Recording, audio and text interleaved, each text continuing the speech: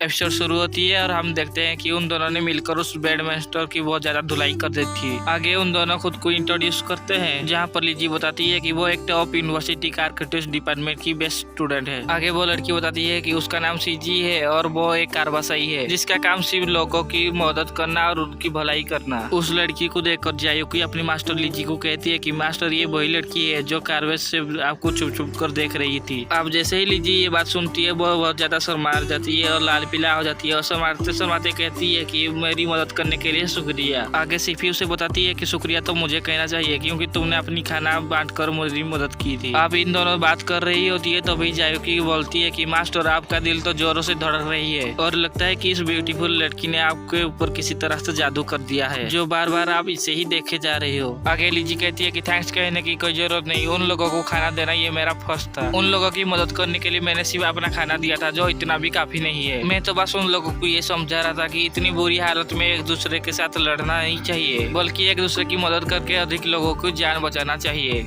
आगे सिफी उसे पूछती है कि तुम कहाँ जा रहे थे और ये किलर तुम्हें क्यों पीछा कर रहा था। इवन कि ये जो बैड मास्टर है ये तुम्हारे ऊपर मारने के लिए जानलेवा हमला कर रहा था। जिस पे लिजी कहती है कि ये एक बहुत बड़ी लंबी कहानी है, ये जानना जरूरी नहीं है, मैं बस मिस्टी माउंटेन पर जाना चाहता था। आगे लिजी को याद आती है कि जिस जानवर पर वो बैठ कर आया था वो कहीं वो इस फाइट में मारा तो नहीं गया। जिसपे सिफी कहती है कि हमारे पास ऐसी बहुत सारे एनिमल है जिसपे तुम बैठ कर मिस्टी माउंटेन तक जा सकती हो। आगे वो उसे ऑफर देती है कि तुम हमारे कारवा के साथ जा सकती हो, जिसपे लिजी शर्माते शर्माते हाँ कह देती है।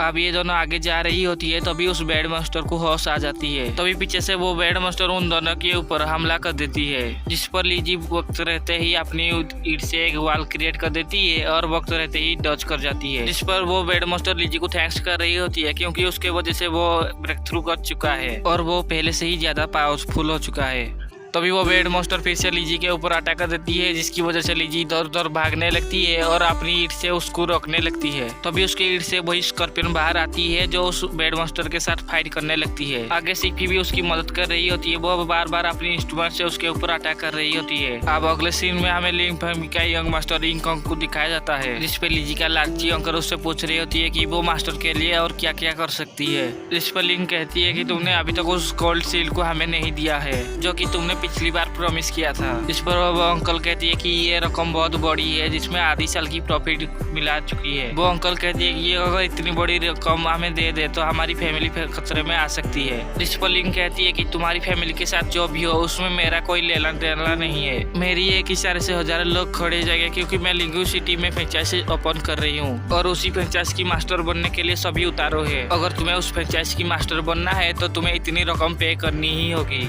तभी वहाँ पर दौड़ते हुए लिंगलोंग आकर कहती है कि उसकी मदर को जाने दे क्योंकि उसकी अंकल ने ही उसकी मदर को कैदी बनाकर रखा हुआ था। जिसपे वो अंकल अपनी भांजे को एक जोरदार थप्पड़ मार देती है और उस सर्वेंट को कहती है कि इसे भी उसकी माँ के पास बंद कर दो।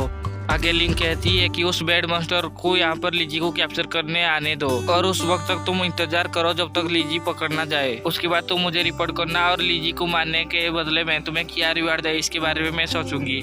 आगे सीन शिफ्ट होती है और हमें लिजी को दिखाया जाता है जहाँ पर वो दोनों बेड मास्टर से भाग रही होती है। तभी वो बेड मास्टर उनके ऊपर आगे से आकर अटैक करती है। तभी वो बेड मास्टर समझ जाती है अगर लिजी को कैप्चर करना है तो इस लड़की को सबसे पहले मारना होगा। तभी वो मास्टर सीपी के ऊपर अटैक करने के लिए जाती है। तभी वो सीपी के ऊपर जैसे ही अटैक करने वाली होती है तभी उस दोनों के बीच में लिजी आ जाती है। वो सीपी को बचा लेती है लेकिन इसके दौरान लिजी बहुत ज्यादा घायल हो जाती है। अब वो वहीं पर बेहोश होकर नीचे गिर जाती है। जब उसकी होश आती है तो वो अपनी सबकॉन्शियस अंदर होती है। उसका सबकॉन्शियस माइंड ही एक सोल स्पेस है जो कि ब्रेकन हेवन से कनेक्टेड है। यहाँ पर लिजी कैसे आया और यहाँ पर वो क्या कर रहा है इसके बारे में उसे कुछ भी समझ में नहीं आती है। तभी उसका सोल बताती है कि तुम्हारे अंदर बहुत ज्यादा कम पावर बची है और वो जो जल्दी खत्म हो जाएगी और तुम यहाँ पर मौत की कगार पर खड़ी हो, तुम्हारी कभी भी मौत हो सकती है। लेकिन तुम चिंता मत करो, तुम सोल फायर की यूज कर सकती हो। इसी फ्लोटिंग आइलैंड में इसी घर को अगर रिपेयर कर दोगे तो तुम्हारी सोल को तुम्हारी बॉडी के साथ ये लॉक कर देगी। अब वो उसी टूटी फूटी घर को देखने लगती है। तभी जाके उसे बोलती है कि तुम देख क्या रहे हो, तुम्हारे पास वक्त बहुत कम है, जल्दी से इसे रिपेयर करो। वहाँ पर लीजिए अपनी ब्रेक का यूज करके उसे रिपेयर करने लगती है।